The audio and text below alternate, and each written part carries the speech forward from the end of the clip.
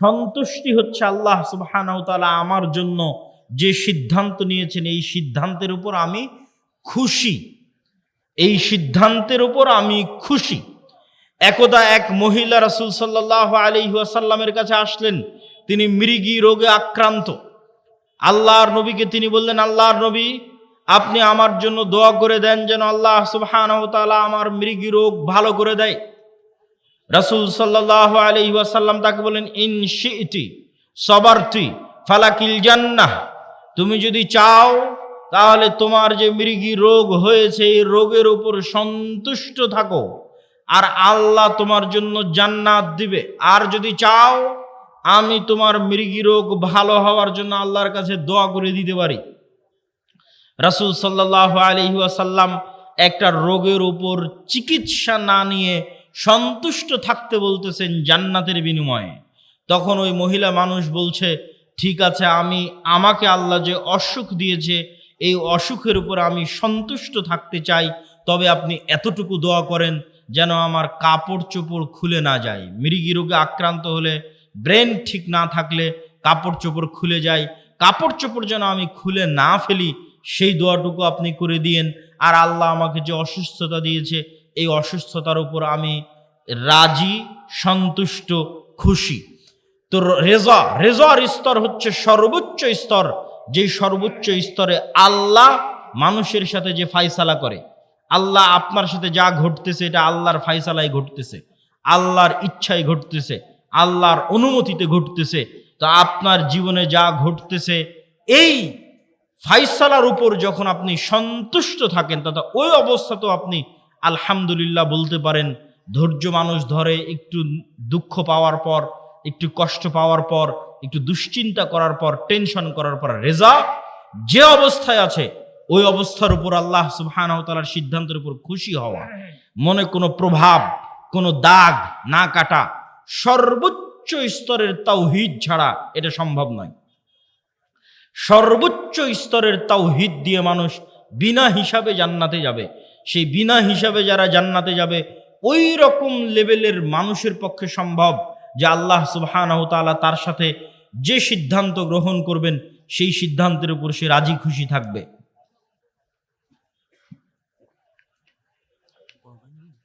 লাগবে না। তো আমরা আলোচনার শুরুতেই, যদিও আজকে আমার আলোচনার মূল বক্তব্যের বিষয়বস্তু মুসলিম উম্মার অধঃপতন এবং সে অধঃপতন থেকে মুক্তির উপায়, তবে পরিবেশ পরিস্থিতির পরিপ্রেক্ষিতে আলোচনার শুরুটা করলাম বিপদ এবং ধৈর্য ধারণ দিয়ে, এবং বিপদের উদাহরণে ইউসুফ আলাইহিস সালাতু ওয়াস সালাম এবং মুহাম্মদ সাল্লাল্লাহু আলাইহি ওয়াসাল্লাম এবং আরেকজন নবী আইয়ুব আলাইহিস সালাতু ওয়াস সালাম, তাদের উদাহরণ পৃথিবীতে চিরস্মরণীয়। শুধু তাই নয়, আরেকটি হাদিস রাসূল সাল্লাল্লাহু আলাইহি ওয়াসাল্লামের শুনে এই পয়েন্ট আমরা শেষ করব। রাসূল সাল্লাল্লাহু আলাইহি ওয়াসাল্লাম বলছেন, আল্লাহ সুবহানাহু ওয়া তাআলা যাকে ভালোবাসেন তাকে দুনিয়া দেন, বিষয়টা এমন নয়। তথা দুনিয়া দেওয়া ভালোবাসার প্রমাণ নয়, বরং আল্লাহ সুবহানাহু ওয়া তাআলা যাকে ভালোবাসেন তাকে তার আনুগত্য করার তৌফিক দেন। তাহলে আজকে শাখাহাতি, বালুয়া, গোবিন্দগঞ্জ, মহিমাগঞ্জে কেউ কোটি টাকার মালিক হয়ে গেল, তার মানে তার উপর আল্লাহর দয়া আছে, এটি ভুল ধারণা। শাখাহাতি, বালুয়া, মহিমাগঞ্জ, গোবিন্দগঞ্জ, গাইবান্ধায় কেউ বিশাল বাড়ি করে নিল, কেউ খুব আরামে আছে, আয়েশে আছে, দুবাই ঘুরছে, কারো বাড়িতে এসি ফ্রিজ আছে, তার মানে তার উপর আল্লাহর দয়া আছে, আল্লাহ তাকে ভালোবেসে এগুলো দিয়েছে। এটা ভুল ধারণা। ভালোবাসা বুঝতে এর চেয়ে বড় শাস্তি পৃথিবীতে আর হয় না। আল্লাহ আপনাকে হারাম কাজে লিপ্ত রেখেছে, এটাই শাস্তি। আল্লাহ আপনাকে গুনাহে লিপ্ত রেখেছে, এটাই শাস্তি। পৃথিবীর নিকৃষ্ট থেকে নিকৃষ্ট কাজ আপনার হাত দিয়ে হচ্ছে, এটাই শাস্তি। আপনি আল্লাহর রহমতের দরজা থেকে বিতাড়িত, আল্লাহর রহমতের দুয়ার থেকে বিতাড়িত, এটাই শাস্তি। অতএব দুনিয়া পাওয়ার উপর নির্ভর করে না যে মানুষকে আল্লাহ সুবহানাহু ওয়া তাআলা ভালোবাসেন কিনা, বরং দুনিয়াতে আল্লাহ তাকে আল্লাহর আনুগত্যের তৌফিক দিচ্ছে কিনা, এইটা দিয়ে সে বুঝতে পারবে যে হ্যাঁ, আল্লাহ আমাকে 5 ওয়াক্ত নামাজ পড়ার সুযোগ দিচ্ছে, তার মানে আল্লাহর দয়া আমার উপর আছে। আর 5 ওয়াক্ত নামাজ এত চেষ্টা করি তাও পড়তে পারি না, তাহলে আল্লাহর দয়া আসলে নাই। এত চেষ্টা করি কোরআন পড়তে পারি না, তাহলে আল্লাহর দয়া আমার সাথে নাই। কোনো একটা সমস্যা আছে যে কারণে আমি আল্লাহর দয়া পাচ্ছি না। আল্লাহর দয়া পাওয়ার আলামতই হচ্ছে আমি 5 ওয়াক্ত সালাত আদায় করতে পারছি, আমি কোরআন তেলাওয়াত করতে পারছি, এটাই আল্লাহর দয়া পাওয়ার আলামত। আর আল্লাহ সুবহানাহু ওয়া তাআলা আপনাকে ভালোবাসেন কিনা সেটা বোঝা যাবে স্থায়ী ঠিকানা পরকাল, যেটা বহু বক্তব্যে বলেছি, ঈমান বিল গায়বে ইয়াকিন। দুনিয়ার সকল কিছুর বিনিময়ে মানুষ পরকালের মাঠে বাঁচতে চাইবে যে আল্লাহ সুবহানাহু ওয়া তাআলা তাকে পরকালে মুক্তি দিক, কিন্তু তারপরেও পরকালে তার জন্য মুক্তি কঠিন হয়ে দাঁড়াবে দুনিয়ার সকল সম্পদের বিনিময়ে হলেও। তাহলে ওই সম্পদ, ওই ধন দৌলত আপনি দুনিয়াতে আঁকড়ে ধরে থাকবেন, এইটা দিয়ে আপনি পরকালে মুক্তি পাবেন না। বরং আপনাকে এই ধন সম্পদ, এই ধন দৌলত দান করে কিয়ামতের মাঠে ধনী অবস্থায় উঠতে হবে, কিয়ামতের মাঠে কোটিপতি অবস্থায় উঠতে হবে, কিয়ামতের মাঠে কোটি কোটি টাকা আপনার হাতে থাকতে হবে, যেন কিয়ামতের মাঠে বিপদে পড়লে আপনি বাঁচতে পারেন। তো কিয়ামতের মাঠে কোটি কোটি টাকা কিভাবে থাকবে? নতুন করে কিয়ামতের মাঠে ব্যবসা বাণিজ্য করার সুযোগ নাই। যা ব্যবসা বাণিজ্য দুনিয়াতেই করে, দুনিয়াতেই সেই টাকা আল্লাহর অ্যাকাউন্টে জমা দিয়ে কিয়ামতের মাঠে কোটিপতি অবস্থায় উঠতে হবে। তাহলে দুনিয়ার কেস কোর্ট কাচারি মামলা মোকদ্দমায় যেমন টাকার জরিমানা দিয়ে বাঁচা যায়, কিয়ামতের মাঠে আল্লাহর দরবারে যে মামলা মোকদ্দমা হবে, কেস জরিমানা হবে, ওখানে আপনি যে কোটি টাকার মালিক হবেন, ওই টাকা দিয়ে তখন আপনি ওই মামলা মোকদ্দমাগুলো খালাস করাতে পারবেন আপনার টাকার জোরে, টাকার ক্ষমতায়। এই জন্য ইবাদতের জগতে যতগুলো পাওয়ারফুল শক্তিশালী ইবাদত আছে তার মধ্যে একটি হচ্ছে টাকা। আল্লাহ সুবহানাহু ওয়া তাআলা জান্নাত বিক্রি করে দিতে চেয়েছেন দুটো জিনিসের কাছে। সালাত আদায় করে আপনি গ্যারেন্টি দিতে পারবেন না, নিশ্চিত শতভাগ গ্যারেন্টি দিতে পারবেন না যে না আমি জান্নাত আমার হয়েই গেছে। কেন পারবেন না? আপনি গ্যারেন্টি দিতে পারবেন না যে আমার সালাত ফরজ হওয়ার পর থেকে এক ওয়াক্ত সালাতও মিস দেইনি, এই কারণে পারবেন না। হ্যাঁ, যদি এটা গ্যারেন্টি দিতে পারতেন যে আমার উপর সালাত ফরজ হওয়ার পর থেকে এক ওয়াক্ত সালাতও মিস দেইনি, এক ওয়াক্ত সালাতও কাজা করিনি, তাহলে সালাত দিয়েই আপনি নিশ্চিত জান্নাতে চলে যেতেন। কিন্তু আপনি নিজেই গ্যারেন্টি দিতে পারবেন না যে কই আমি সালাতে কোনোদিন অবহেলা করিনি। আপনি নিজেই গ্যারেন্টি দিতে পারবেন না যে আমি কোনোদিন গুনাহ করিনি, আমি নিষ্পাপ। যেহেতু আপনি গ্যারেন্টি দিতে পারবেন না, ফলত আপনি আল্লাহর দয়ার মুখাপেক্ষী যে আল্লাহ 5 ওয়াক্ত সালাত ঠিক মতো আদায় করতে পারিনি, গুনাহ অনেক করে ফেলেছি, ক্ষমা করে দাও, নাহলে জান্নাত যেতে পারবো না। আল্লাহর দয়ার মুখাপেক্ষী। কিন্তু দুটো ইবাদত এমন আছে যে দুটো ইবাদতে আপনি নিশ্চিত চ্যালেঞ্জ দিয়ে বলতে পারবেন হ্যাঁ জান্নাত আমার হয়েছে, হবে, যাবো ইনশাআল্লাহ। সেই দুটো ইবাদতের একটা হচ্ছে আল্লাহর রাস্তায় জিহাদ করে জীবন দিয়ে দেওয়া, নিজের নফস যেটা আল্লাহ আপনাকে দিয়েছে, যেটা আপনার সবচেয়ে প্রিয় সম্পদ, ওইটা হাতে করে নিয়ে আল্লাহর রাস্তায় জিহাদে বের হলেন, যুদ্ধ করে শহীদ হয়ে গেলেন, আল্লাহর রাস্তায় জীবন দিয়ে দিলেন। এই শহীদের রক্তের ফোঁটা মাটিতে পড়ার আগে ওর কত গুনাহ আছে, আর ওর কত ইবাদতে কমতি আছে, আর কত কি আছে, সবকিছু আল্লাহ সুবহানাহু ওয়া তাআলা ক্ষমা করে দিবে। এবং সে তার কাছে জান্নাত বিক্রি হয়ে গেছে তার নফসের বিনিময়ে। আর একজনের কাছে জান্নাত বিক্রি হয়ে যাবে, সে হচ্ছে যে টাকা দিয়ে জান্নাত কিনতে পারবে। টাকা দিয়ে কেমনে জান্নাত কিনবে? দুনিয়াতেই অসংখ্য ইবাদতের কমতির আপনি পূরণ দিতে পারবেন টাকা দিয়ে।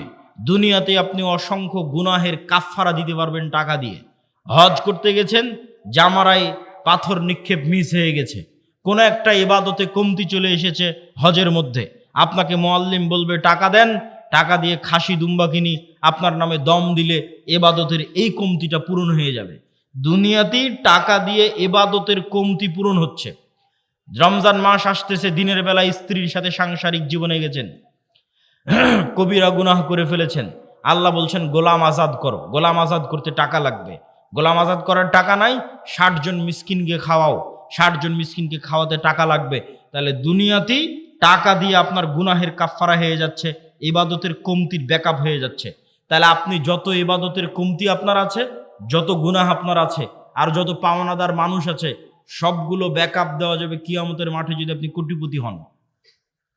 টাকা দিয়ে ব্যাকআপ দেওয়া যাবে, কিন্তু সেই টাকা দুনিয়াতেই অর্জন করে এখানে বসে থেকেই পরকালের অ্যাকাউন্টে, আল্লাহ সুবহানাহু ওয়া তাআলার অ্যাকাউন্টে জমা করে যেতে হবে। মুসলমানদের সবচেয়ে বড় হতাশার জায়গা হচ্ছে মুসলমানেরা অর্থনীতি, টাকা পয়সাকে গুরুত্ব কম দেয়। হ্যাঁ, আগের আলোচনা, বিপদ আপদের আলোচনায় এটি আমরা স্পষ্ট করেছি যে কেউ টাকার মালিক হবে মানেই সে দয়াপ্রাপ্ত, বিষয়টি এমন নয়। কে দয়াপ্রাপ্ত? যাকে আল্লাহ তার ইবাদতের সুযোগ দেয়।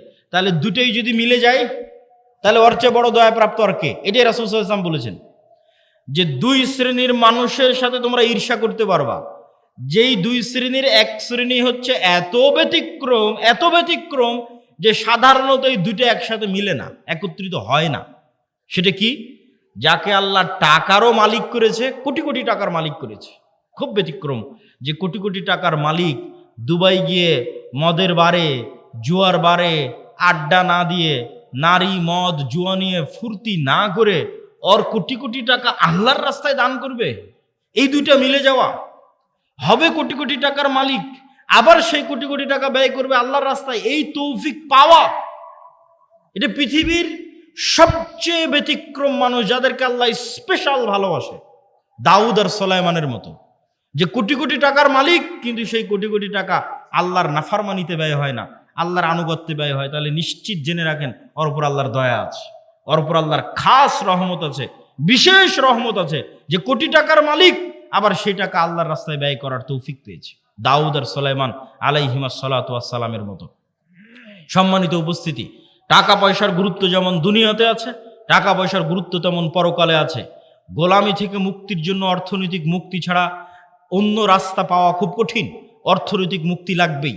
এটা আমি আপনি যতটুকু ভালো বুঝি, আমার এবং আপনার চেয়ে মুহাম্মদ সাল্লাল্লাহু আলাইহি ওয়াসাল্লাম ভালো বুঝতেন। মুহাম্মদ সাল্লাল্লাহু আলাইহি ওয়াসাল্লাম যখন মক্কা থেকে হিজরত করে মদিনায় গেলেন, তখন দেখলেন মদিনার আনসারেরা কৃষক, আর মদিনার সকল ব্যবসা বাণিজ্যের মালিক হচ্ছে ইহুদিরা, আর মদিনা রাষ্ট্রের প্রধানমন্ত্রী করে দেওয়া হয়েছে রাসূল সাল্লাল্লাহু আলাইহি সাল্লামকে। তাহলে টাকা ছাড়া প্রধানমন্ত্রী হয়ে দেশ চালানো যাবে না, টাকার মালিক থাকবে ইহুদি, আর আমি প্রধানমন্ত্রী, তো নাম কাওয়াস্তে প্রধানমন্ত্রী, ঢাল নাই তলোয়ার নাই নিধিরাম সর্দার। টাকার মালিকও মুসলমানদের হতে হবে, তাহলে রাষ্ট্র চলবে। আল্লাহর নবী বললেন, মুহাজির যারা আমার সাথে এসেছে সব ব্যবসায়ী, সবার রক্তে ব্যবসা আছে। আল্লাহর নবী নিজেও ব্যবসায়ী, কেননা মক্কার কুরাইশরা ব্যবসায়ী। আল্লাহর নবী আনসারদের বললেন, তোমাদের সম্পত্তির অর্ধেক অর্ধেক, 3 ভাগের 1 ভাগ, 3 ভাগের 2 ভাগ, যে যেভাবে পারো মুহাজিরদের দিয়ে দাও, মুহাজিরেরা ব্যবসা শুরু করবে। মুহাজিরদের ব্যবসার জন্য যখন অর্থ দিতে বলা হলো, আনসারীরা রাজি হয়ে গেল। উসমান ইবনে আফফান, আব্দুর রহমান ইবনে আউফ, জুবাইর ইবনুল আওয়াম, এই 3 জন সাহাবী আল্লাহর নবীর জীবদ্দশাতেই কোটি কোটি টাকার মালিক হয়ে গেছে ব্যবসা করে। মদিনায় গিয়ে রাসূল সাল্লাল্লাহু আলাইহি সাল্লামের জীবদ্দশাতেই আল্লাহর নবী যেখানে মসজিদে নববী করেছেন, ওখানে বীর রোমা নামে একটা কুয়া ছিল, যে কুয়াতে মুসলমানদেরকে ওযু করতে হতো। ওই কুয়ার মালিক ছিল ইহুদি। রাসূল সাল্লাল্লাহু আলাইহি সাল্লাম বললেন, কে এই কুয়া কিনে দিবে জান্নাতে একটি ঝর্ণার বিনিময়ে? ওসমান ইবনে আফফান বললেন, আল্লাহর নবী, আমি জান্নাতে একটা ঝর্ণার বিনিময়ে এই কুয়া আপনাকে কিনে দিচ্ছি। তিনি সেই কুয়া কিনে দিলেন। রাসূল সাল্লাল্লাহু আলাইহি ওয়াসাল্লামের আত্মমর্যাদা রক্ষা হলো। না হলে ইহুদির কাছে গিয়ে অনুরোধ করতে হতো, ভাই তুমি এই কুয়ার মালিক, মুসলমানরা ওযু করবে, একটু ওযু করতে দাও। এটাই গোলামি। আপনি রাসূল সাল্লাল্লাহু আলাইহি সাল্লামের বদরের যুদ্ধ দেখেন, বদরের যুদ্ধ দেখলে মনে হবে এটি একটি ধর্মীয় যুদ্ধ, অবশ্যই ধর্মীয় যুদ্ধ, কিন্তু এখানে অর্থনৈতিক একটা বড় কারণ আছে। এইদিকে যদি কিবলা হয় তাহলে এইটা ধরতে হবে মক্কা, এইটা ধরতে হবে মদিনা, ওইটা ধরতে হবে সিরিয়া। এই সমুদ্রের পাশ দিয়ে ব্যবসায়িক বিজনেস রুট। আল্লাহর নবী যখন মদিনায় গেছে, মদিনায় গিয়ে ব্যবসায়িক রুট বন্ধ করে দিয়েছে। আবু সুফিয়ান আটকা পড়ে গেছে, মক্কায় ফিরে আসতে পারে না। তখন দূত মারফত আবু জাহালকে বলে পাঠিয়েছে যে মুহাম্মদ সাল্লাল্লাহু আলাইহি ওয়াসাল্লামের সাহাবীরা বিজনেস রুট বন্ধ করে দিয়েছে, তাড়াতাড়ি এসে আমাদের উদ্ধার করো।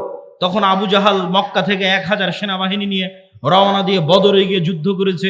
বদর মদিনা থেকে 300 কিলোমিটার দূরে সমুদ্রের দিকে, যে সমুদ্র হচ্ছে ব্যবসায়িক রাস্তা। তাহলে ব্যবসায়িক রাস্তা পরিষ্কার করতে আবু জাহাল আবু সুফিয়ানকে যুদ্ধ করতে হয়েছে, কেননা তারা আতঙ্কিত হয়ে গেছিল। আজকে মুহাম্মদ সাল্লাল্লাহু আলাইহি ওয়াসাল্লামের মদিনায় যাওয়া 1 সপ্তাহ হয়নি, 10 দিন হয়নি, তাতে আমাদের ব্যবসায়িক রাস্তা বন্ধ। যদি মদিনা আরো শক্তিশালী হয়, আমরা মক্কার মানুষ কি করে খাবো? সিরিয়াতে তো আমাদের ব্যবসার রাস্তা বন্ধ হয়ে যাবে। তাহলে বদরের যুদ্ধ দেখতে মনে হলেও ধর্মীয় যুদ্ধ, তার পিছনে অর্থনৈতিক বড় একটা কারণ আছে। রাসূল সাল্লাল্লাহু আলাইহি ওয়াসাল্লাম খুব ভালোভাবে জানতেন টাকার প্রয়োজন আছে। অর্থনৈতিক মুক্তির মাধ্যমে গোলামি থেকে মুক্তি হয়। আর আমাদেরকে গোলাম বানিয়ে রাখার জন্যই সুদি যে প্রথা, এই সুদি প্রথা হচ্ছে আমাদেরকে গোলাম বানিয়ে রাখার একটা অন্যতম মাধ্যম, একটা অন্যতম উপায়। সম্মানিত উপস্থিতি, আমরা আলোচনা করছিলাম যে অর্থনৈতিক ইবাদত বিপদ আপদের সাথে সম্পৃক্ত রেখে আমরা অর্থনৈতিক ইবাদতের আলোচনার মধ্যে ঢুকেছি। আলোচনার এ পর্যায়ে এসে আজকে যারা এখানে প্রোগ্রামের আয়োজন করেছে তাদের সহযোগিতা করার জন্য আপনাদেরকে উদাত্ত আহ্বান জানিয়ে, যদি তাদের স্বেচ্ছাসেবকগণ আপনাদের মধ্যে যায় তাহলে তাদের এই মক্তব কার্যক্রম, তাদের দ্বীনি সেবামূলক কার্যক্রম কেউ যেতে চাইলে আমি এখনই যাওয়ার জন্য বিশেষভাবে অনুরোধ করব। যদি তারা যায় তাহলে আপনারা অবশ্যই একটা ঘটনা শুনেন এবং সেই ঘটনার সাথে সাথে দানও করতে থাকেন। রাসূল সাল্লাল্লাহু আলাইহি ওয়াসাল্লামের কাছে একজন গরিব ফকির মিসকিন সাহাবী এসে বললেন, আল্লাহর নবী, এটা হচ্ছে আমার বাড়ি, আমার বাড়ির পাশে একটা ধনী মানুষের বাড়ি, তার খেজুরের গাছের ডালপালা আমার বাড়িতে এসে থাকে, তো আমার ছেলে পেলে তার গাছ থেকে খেজুর পেড়ে খায়, তো সে আমাকে খুব বকাবকি করে, আল্লাহর নবীর কাছে বিচার দিচ্ছে। আল্লাহর নবী বললেন, ওই ধনী ব্যক্তিকে তুমি জান্নাতে একটা খেজুর গাছের বিনিময়ে এই খেজুর গাছটাই গরিবকে দিয়ে দাও, তোমার তো অনেক খেজুর গাছ আছে, জান্নাতে একটা খেজুর গাছের বিনিময়ে খেজুর গাছটা গরিবকে দিয়ে দাও। সে ব্যক্তি রাজি হলো না। ব্যক্তি মালিকানায় নবীও হস্তক্ষেপ করতে পারে না, ব্যক্তি মালিকানায় রাষ্ট্র হস্তক্ষেপ করতে পারে না। নবীর কথা সাহাবী শুনতেছে না, জান্নাতে একটা খেজুর গাছের বিনিময়ে খেজুর গাছ দিতে বলছে, দেয়নি। তো আবু দাহদা নামে একজন সাহাবী এই ঘটনা শুনতে পেয়েছে। শুনতে পেয়ে সে এই ধনী ব্যক্তিকে বলতেছে, ভাই, আমার একটা বিশাল খেজুরের বাগান আছে, কয়েকশো কয়েক হাজার খেজুর গাছ আছে, ওই পুরো খেজুরের গাছ খেজুরের বাগান তোমার, আর এই যে একটা খেজুরের গাছ আল্লাহর নবী জান্নাতে একটা খেজুর গাছের বিনিময়ে দিতে বলেছে, ওইটা আমাকে দিয়ে দাও। তখন এই ব্যক্তি বলছে, বারে, এত বিশাল খেজুরের বাগান, তার বিনিময়ে একটা খেজুরের গাছ, কি সমস্যা? ও তো আর পরকালের ডিল তো আর বোঝে না, জান্নাতের ডিল তো আর বোঝে না, ও রাজি হয়ে গেছে। তখন আবু দাহদা তার বিশাল খেজুরের বাগান ওই ব্যক্তিকে দিয়ে দিল, আর ওই ব্যক্তি তখন একটা খেজুরের গাছ একে দিয়ে দিল। এখন আল্লাহর নবীকে এসে জিজ্ঞেস করে বলে, আল্লাহর নবী, এই খেজুরের গাছের মালিক এখন আমি, আপনি বলেছিলেন এই খেজুরের গাছ যদি এই গরিবকে দেওয়া হয় জান্নাতে একটা খেজুরের গাছ হবে, কথা কি ঠিক? রাসূল সাল্লাল্লাহু আলাইহি সাল্লাম বললেন, হ্যাঁ, কথা ঠিক। বললেন, তাহলে জান্নাতে একটা খেজুরের গাছের বিনিময়ে এই খেজুরের গাছ এই গরিব মিসকিনকে দিয়ে দিলাম। আল্লাহু আকবার। বাড়িতে এসে স্ত্রীকে বলছে, স্ত্রী, কি? তো বলে, আমার যে বিশাল খেজুরের বাগান ছিল, এই বিশাল খেজুরের বাগান বিক্রি করে দিয়েছি। কত টাকাতে বিক্রি করে দিয়েছো? জান্নাতে একটা খেজুর গাছের বিনিময়ে বিক্রি করে দিয়েছি। আল্লাহু আকবার। তখন স্ত্রী বলছে, তোমার ব্যবসা সফল কাম হোক, লাভজনক হোক।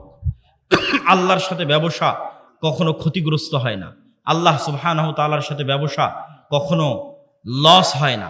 কেন লস হয় না সেটাও আমি আমার বক্তব্যের মধ্যে বুঝিয়ে বলবো।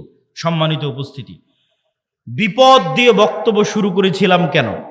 বিপদ দিয়ে বক্তব্য শুরু করার দুটা কারণ, একটা আজকের কারণ, আর একটা আজকের এই প্রোগ্রামের যে আয়োজক, যে ছেলে জিয়াউর রহমান আজকের প্রোগ্রামের আয়োজন করে, এই ছেলেটা সব সময়ই অসুস্থ থাকে, থ্যালাসেমিয়া রোগে আক্রান্ত থাকে, কিন্তু দিনের কাজ করে। তো তাকে দেখলে আমার মাঝে মধ্যে মনে প্রশ্ন আসে যে আল্লাহ সুবহানাহু ওয়া তাআলা দিনদার মানুষকে কিভাবে পরীক্ষা করেন, বিপদ দিয়ে রাখেন, বিপদগ্রস্ত করে রাখেন। তো আসলে বিপদ দেখলে অনেক সময় মানুষের মনে হতে পারে যে আসলে আমি কি অপরাধ করেছি, কি ভুল করেছি যে বিপদে পড়লাম। আর আজকের যেটা কারণ, আজকের যেটা বিপদ, আজকের যেটা সমস্যা, সেটি হচ্ছে আমি ছিলাম ঢাকায় এবং আপনাদের শ্রদ্ধেয় উস্তাদ শাইখ আব্দুর রাজ্জাক বিন ইউসুফ, তিনি ইংল্যান্ডের 20 দিনের সফর শেষ করে গতকাল শাহজালাল ইন্টারন্যাশনাল এয়ারপোর্টে রাতে অবতরণ করে রাজশাহীতে সকালবেলা পৌঁছেছে। আজকে তিনি রওনা দিয়েছেন রাজশাহী থেকে আপনাদের এই প্রোগ্রামে আসার জন্য, এই প্রোগ্রামের ওয়াদা রক্ষা করার জন্য। আর আমি রওনা দিয়েছি ঢাকা থেকে। আমাদের দুই গাড়ির মধ্যেই যোগাযোগ চলমান ছিল, আছে। ইতিমধ্যেই আমরা যখন হাটিকুমরুল অতিক্রম করে আপনার এই সিরাজগঞ্জ মোড় অতিক্রম করে যখন বগুড়া শেরপুর রোডে উঠেছি, তখন আমি ঘুম গেছি গাড়িতে।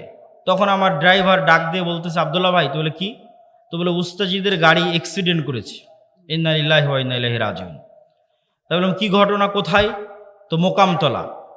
তো আমরা খুব দ্রুত, তখন 16 কিলোমিটার দূর ছিলাম মোকামতলা থেকে, খুব দ্রুত আমরা মোকামতলা পৌঁছার চেষ্টা করি এবং আজকের যারা প্রোগ্রামের আয়োজক তাদেরকেও কল দিয়ে আমরা দ্রুত ডাকি যে ভাই তোমরা একটু দ্রুত এগিয়ে আসো, একটু সহযোগিতা করো।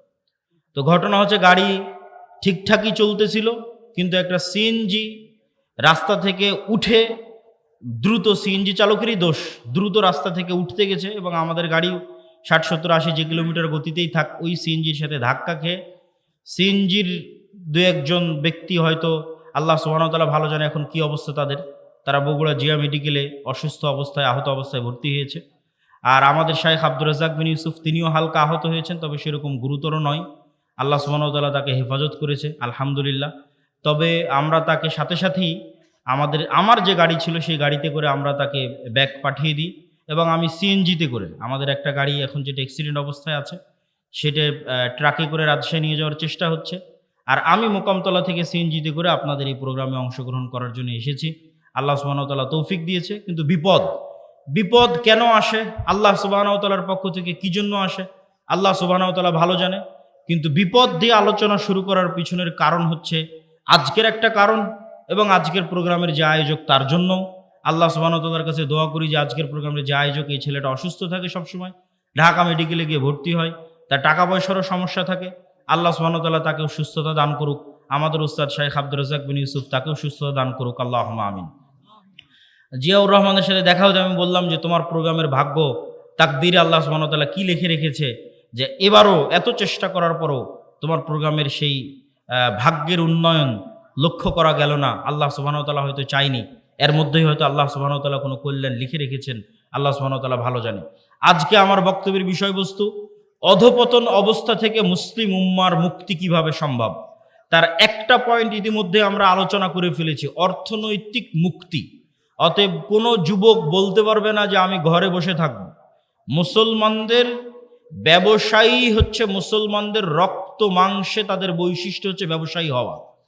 চাকরি করা মুসলমানদেরকে শিখিয়েছে ইউরোপিয়ানরা। মুসলমানদের বৈশিষ্ট্য ব্যবসায়ী করা, তার দলিল কোথায় থেকে নেবেন? যত সাহাবীর জীবনী আছে সব সাহাবীর জীবনী খুলে দেখেন, কোন সাহাবী, অধিকাংশ সাহাবী নিজ বাড়িতে, নিজ এলাকায়, নিজ গ্রামে, নিজ শহরে মারা যায়নি। কেননা সবাই ব্যবসা আর দিনের দাওয়াত এই দুটাকে নিয়ে রওনা দিয়েছে। যতদূর পর্যন্ত ইসলামের খেলাফত গেছে ততদূর পর্যন্ত তাদের ব্যবসার দিনের দাওয়াত চলতে থেকেছে। যেখানে ইসলামিক খেলাফত যায়নি, মালয়েশিয়া, ইন্দোনেশিয়া, ব্রুনাই পর্যন্ত সাহাবীদের দাওয়াত গেছে ব্যবসা আর দিনের দাওয়াত। ভারতের কেরালা, বাংলাদেশের চিটাগাং, এগুলোতে পর্যন্ত দাওয়াত এসেছে ব্যবসা এবং দিনের দাওয়াতের মাধ্যমে।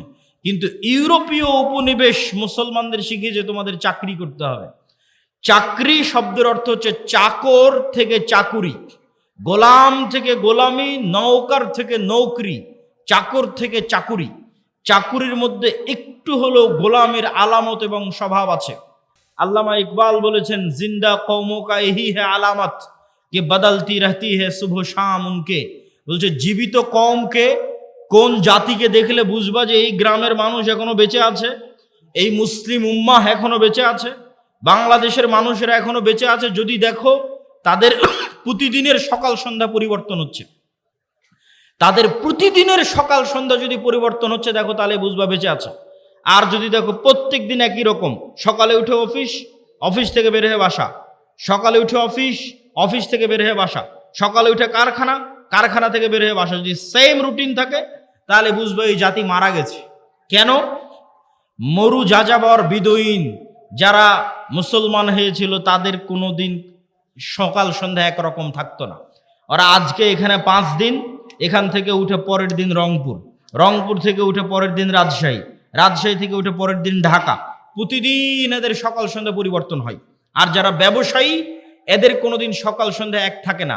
আজ এই উদ্যোগ, কাল এই সমস্যা, কাল এই প্রবলেম, আজকে এই সমস্যা, আজকে এই উদ্যোগ। প্রতিদিন তাদেরকে নতুন নতুন চ্যালেঞ্জ, নতুন নতুন প্রবলেম মোকাবেলা করে ব্যবসা করতে হয়।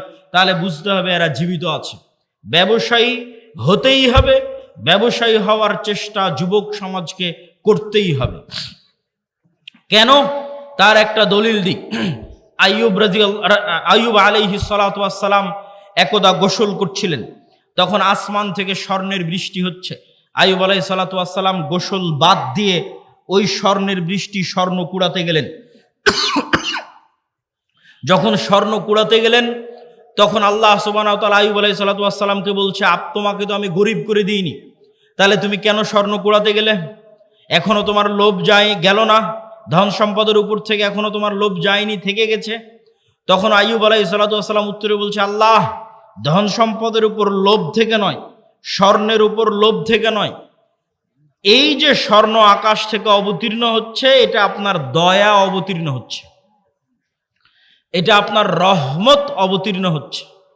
আর আমি যদি সারা পৃথিবীর সকল ধন সম্পদের মালিক হয়ে যাই, তবু আপনার দয়া থেকে যদি বলি যে না, আল্লাহর দয়া আমার দরকার নাই, তাহলে তো আমি অহংকারী। সারা পৃথিবীর সব ধন সম্পদের মালিক হয়ে গেছি, তাও যদি বুঝতে পারি ওখান থেকে 1 টাকা ইনকাম করা যাবে, তাহলে আমি মনে করব ওই 1 টাকা তো আল্লাহর দয়া, তাহলে ওই 1 টাকা ইনকাম বাদ দিয়ে ঘরে বসে থাকলে এটা অহংকার হবে আল্লাহর দয়ার সাথে। অতএব ওখান থেকে 1 টাকা ইনকাম করা যাবে, ওটা আল্লাহর দয়া, তাড়াতাড়ি ওটা নিতে হবে। আল্লাহ সুবহানাহু ওয়া তাআলা বলছেন, ফাইদা কুজিয়াতিস সালাত ফান্তাশিরু ফিল আরজ ওয়াবতাগু মিন ফাজলিল্লাহ। যখনই তোমাদের সালাত শেষ হয়ে যায় তখনই তোমরা বের হয়ে যাও পৃথিবীতে, যেখানে পৃথিবীতে তোমরা আল্লাহর দয়া দেখতে পাবে। সারা পৃথিবীতে আল্লাহর দয়া ছড়িয়ে ছিটিয়ে আছে, ওই দয়াগুলো জমা করো, ওই দয়াগুলো একত্রিত করো, ওই রিজিকগুলো অনুসন্ধান করো।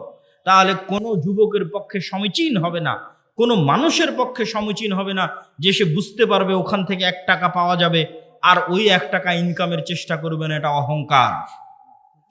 বক্তব্যের এই পয়েন্ট আরেকটা কথা বলে শেষ করে নতুন পয়েন্টের দিকে এগিয়ে যাই। ধনী কিভাবে হবেন? আমি ইসলামিক ফাইন্যান্সের ছাত্র হিসেবে আজকে আপনাদের গাইবান্ধার মানুষকে একটা পরামর্শ দিয়ে যাই। ধনী হওয়ার উপায় কি? 1 নাম্বার, ধনী হওয়ার পৃথিবীতে কোনো শর্টকাট রাস্তা নাই। প্রত্যেক শর্টকাট রাস্তা হারাম। প্রত্যেক যে এসে আপনাকে বলবে যে এখানে এটা করো, এতদিনের মধ্যে তুমি এত টাকার মালিক হয়ে যাবে, নিশ্চিত জেনে থাকবেন এটা হারাম। পৃথিবীতে ধনী হওয়ার কোনো শর্টকাট রাস্তা নাই, প্রত্যেক শর্টকাট রাস্তা জুয়া। তাহলে ধনী হওয়ার রাস্তা কি? ধনী হওয়ার রাস্তা হচ্ছে কম্পাউন্ড পদ্ধতিতে ধনী হওয়া। সেটা কি? আজকে আপনাদের উপস্থিত জনসমাজকে বললাম আমার এক হাতে আছে 50 লক্ষ টাকা, আর এক হাতে আছে 1 টাকা। আপনারা কে 50 লক্ষ নিতে চান, কে 1 টাকা নিতে চান? তবে শর্ত কি জানেন? এই 50 লক্ষ টাকা থেকে 1 টাকাও বাড়বে না, আর এই 1 টাকা থেকে প্রতিদিন এই 1 টাকাটা দ্বিগুণ হবে। আজ 1 টাকা তো কাল 2 টাকা, 2 টাকা তো পরের দিন 4 টাকা, 4 টাকা তো পরের দিন 8 টাকা, 8 টাকা তো পরের দিন 16 টাকা। কতদিন দ্বিগুণ হবে? 30 দিন।